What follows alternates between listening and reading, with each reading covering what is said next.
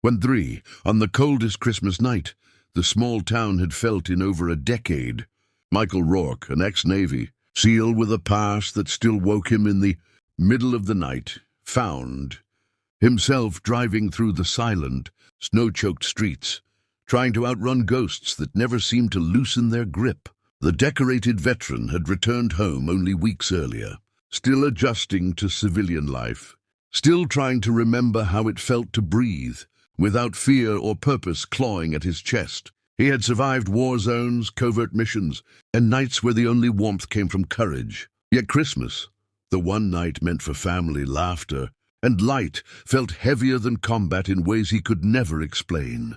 As he drove past darkened houses lined with glowing Christmas trees, he felt the familiar ache of solitude settling into his bones. He had no wife waiting, no child expecting him, no warm fireplace to return to. The military had taken more than years from him. It had taken the parts of himself he had once believed unbreakable. And he didn't know, not yet, that destiny had placed him on a collision course with a family who desperately needed someone like him. Snow thinned on the windshield as he slowed near Orchard Lane, noticing a house that looked wrong. No lights, no signs of celebration, no wreath on the door, only darkness, as if Christmas had forgotten that home existed at all.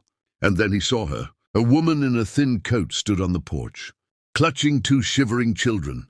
One boy around 8, one girl maybe 5. He could see the boy trying to act brave for his sister, see the mother pretending she wasn't cold, even though her lips were trembling. Something inside Michael sharpened instantly, the instinct to assess, to protect, to understand danger.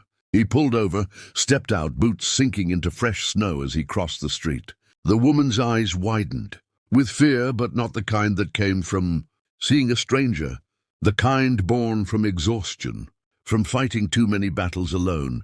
"Ma'am," Michael said carefully, "are you all right? Do you need help?" The woman hesitated, her voice cracking as she whispered, "It's Christmas, but the power's been out since morning. We have no heat.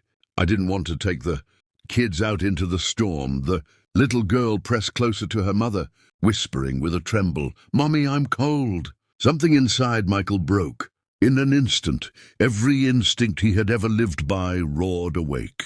He didn't see strangers, he saw a mission, a family stranded, a mother trying to be strong, children freezing while the world celebrated without knowing. He knelt down to the kids' level, his voice soft and steady. "Hey, little warriors, my name is Michael. I'm going to help you, okay?"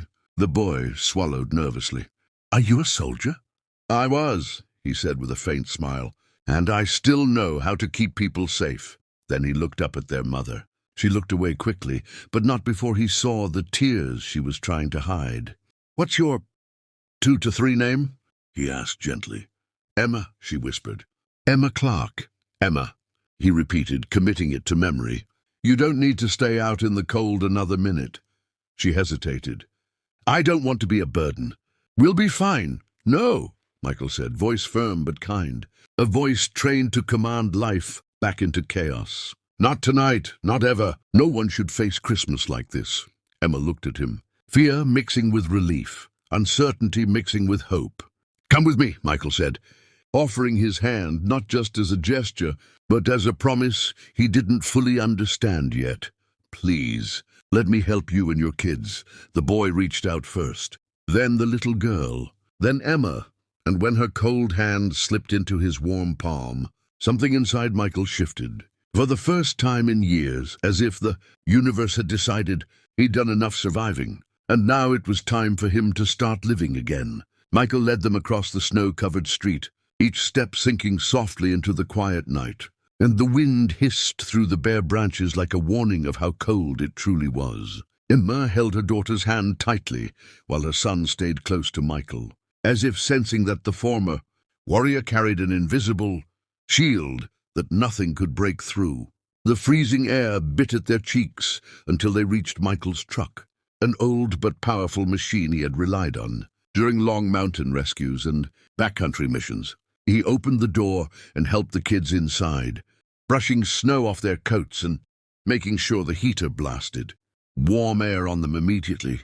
Emma hovered at the door, hesitant, her breath visible in thin puffs. "You don't even know us," she whispered. "Why are you doing all this?" Michael paused, looking at her with eyes that held years of storms, battles and regrets. "Because I've seen too many nights like this end the wrong way," he said quietly. "And I won't let that happen, not to you, not to your kids."